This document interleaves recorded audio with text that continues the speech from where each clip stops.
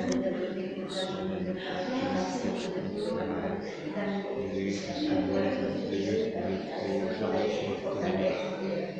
Nele confiarei, porque ele te livrará do lago passarinho, da peste perniciosa.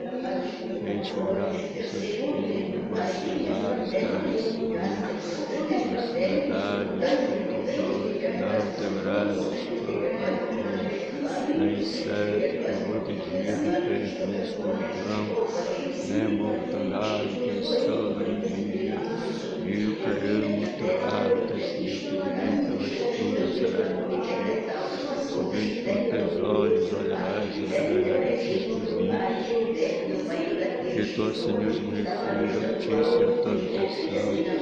Pelo mal será de que algum cheiro a tua tenda, pois que o teu escudo te dará do teu